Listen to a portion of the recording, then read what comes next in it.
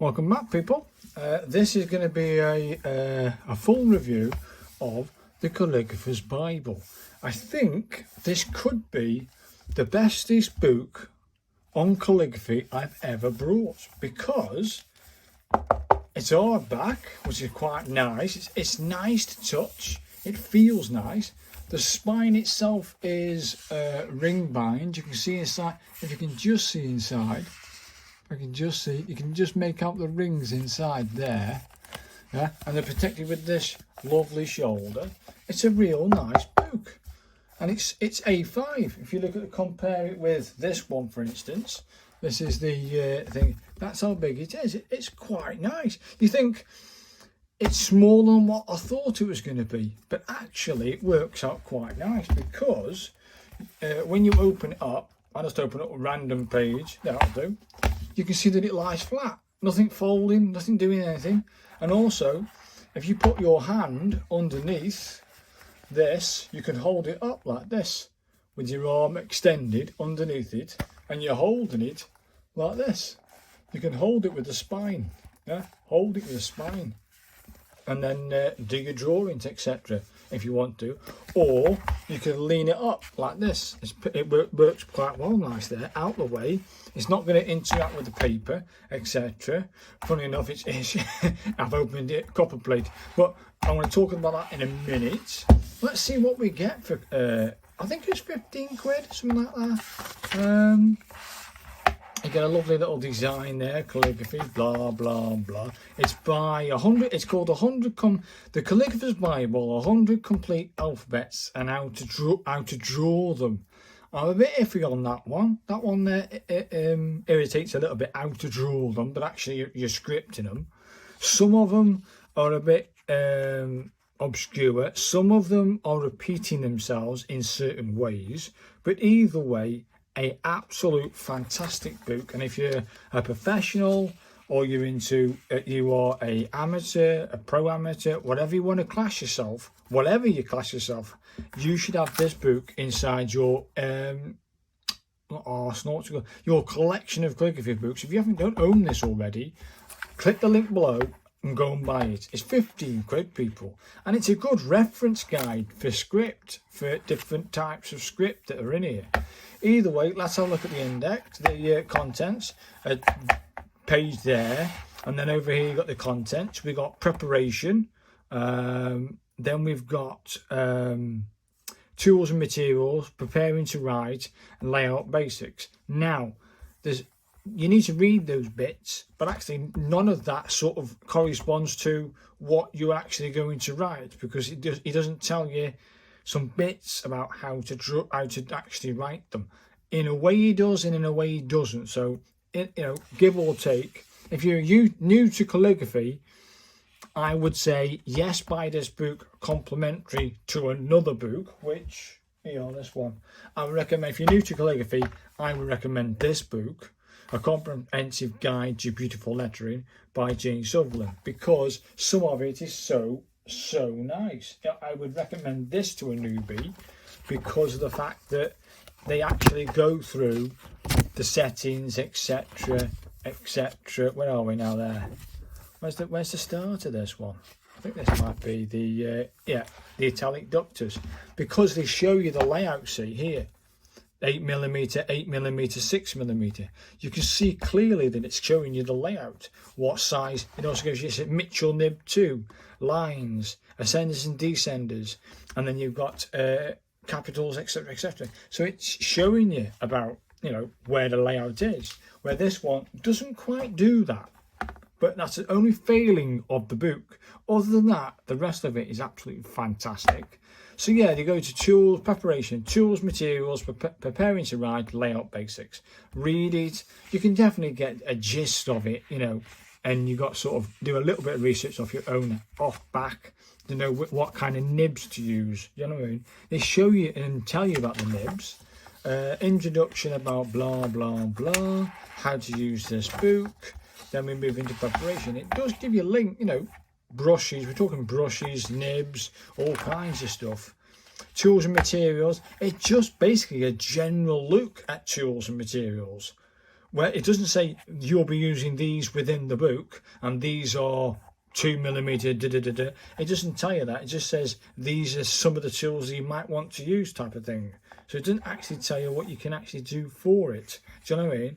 What script you're going to be using that nib or that brush or that italic nib for. It doesn't say. It says copperplate nibs, poster nibs, ruling nibs, brushes, different types.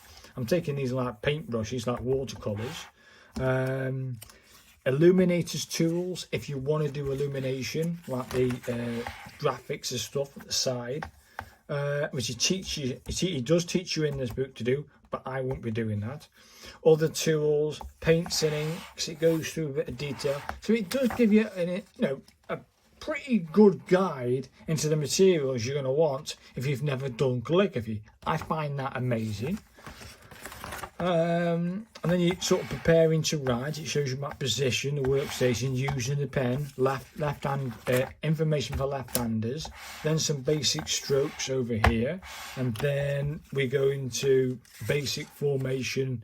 And it talks about nib widths, but doesn't actually correspond to any script that you're actually going to be doing. So it's sort of like a vague look at that. Thicks and thins. How to rule lines, but you just don't know what he's doing for. You know, it's important to rule accurate lines if your writing is to look consistent in weight and height. Learn good habits with large writing, and it will serve you well for smaller work. When a hair's whisker becomes a significant proportion, what does that tell me about the script I'll be writing? So let's have a look at some of that. It carries on with layout basics, sketches and paste ups, balance, margins, contrast and emphasis. Then it goes to design extras, assembling the information, and then we talk about the hands. This is amazing, people.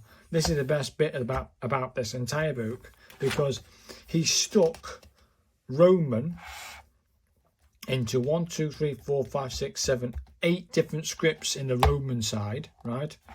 In post-Roman, we get 1, 2, 3, 4, 5, 6, 7, 8, 9, 10. We get 10 in the post-Roman. You get the gist. And then, as you can read this, we go in. Then we go insular. I think is that 6? No, that's it. That's it. You get 6 for the insular, if I've said that correctly. Then you turn the page, and this, ladies and gentlemen, is Gothic. You get 1, 2, 3, 4, 5, 6, 7, 8, 9, 10, 11, 12, 13, 14, 15, 16, 17, 18, 19, 20. Like the 23 scripts, but I think some of these are going to be like the capitals to capitals, capitals 1, capitals 2. So they're sort of very similar. So when I say about 14 different types of scripts of Gothic in this book. Wow. And you can then go, look, I want to look at secretary hand, page 112. So you then switch to 112, you find 112, and that's how easy you find that script. Do you know what I mean? It's real nice. There's secretary hand, happy days. And as you can see, it doesn't tell you nibs, it doesn't tell you about layout, it doesn't tell you about is it 2 nibs, etc., etc. So there's that one little fail about it, which I don't like. But it says there 1, 2, 3, 4, 5 pen widths. So it's sort of saying to you it's 5 pen widths. But I know most Gothic hands are 5 pen widths for the height, and then 2 pen widths for the descenders, and 2 pen widths for the ascenders. And then also any capitals, which I think that's it.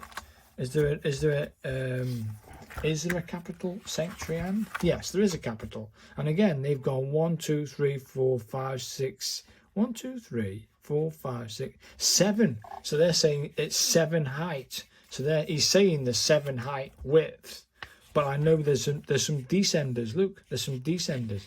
So there needs to be a descender. So if I always say, in anything Gothic or black letter, if you go a 2, 5, 2 setup, 2 pen widths for your ascenders, 5 pen widths for your X height, and 2 pen widths for your descenders, to the pen nib width or broad nib that you're using, job done. So it's 2, 5, 2. So I would do this and do 9 pen widths in total. And then you know where your excite is and your ascenders and descenders are. He doesn't do that in the book very well. So it's a bit iffy, but you can certainly follow it. Do you know what I mean? You can certainly follow that information there. Let's go back to the hands because I need to show you this. Where are we? That's the Gothic hand. We just looked at that. That's the Gothic period.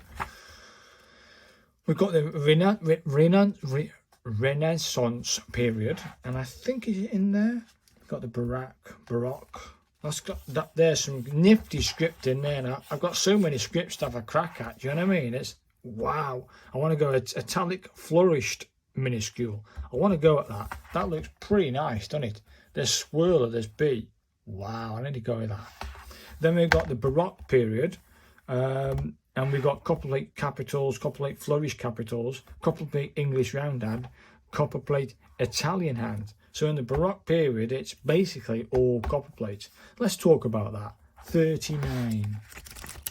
Because you know me, I like copperplate. Well, almost in this third bit, isn't it? 30. No, what am I doing? Page 164, plum. 164, there it is. Copperplate. Now, this is a surprise. I got reading it, and it sort of says, I sort of know it's a fine nib work. So it is a fine nib, and I know you've got to press lightly on the upstroke, strong on the downstroke. So I know you've got to do that. But on his arrows, he's almost pointing to looking at it. The majority of these letters are one stroke. One stroke. Take a look, people. Can you see it? I'll hold it there for a little bit so you can see it. He's looking, if you look at the A, the B and the C at the corner there, it's got one stroke. It's just one. He's going one stroke. I've never thought of doing, but it does say copperplate Italian hand. I don't know. He's saying it's one stroke. One stroke.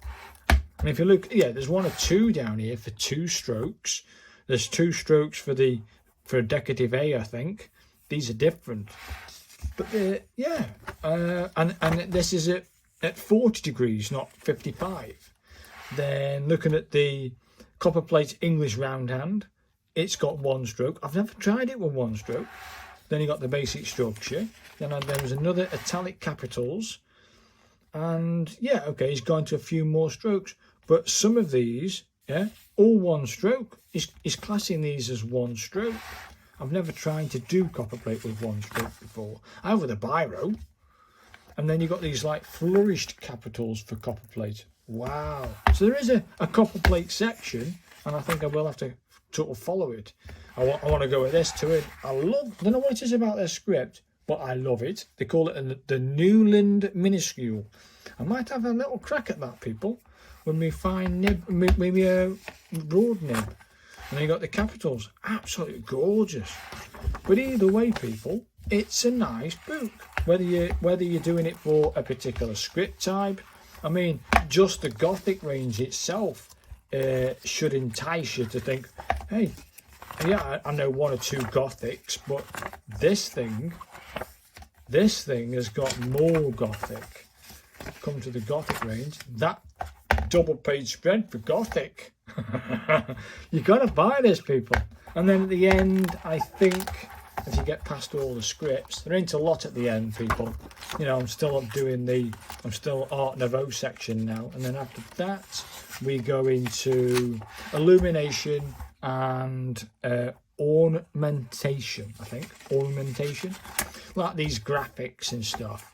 And then he goes into like how things are made, like this snake or lizard or something, gold leaf, gum animatic size, using gum animatic size. You can see that he's trying.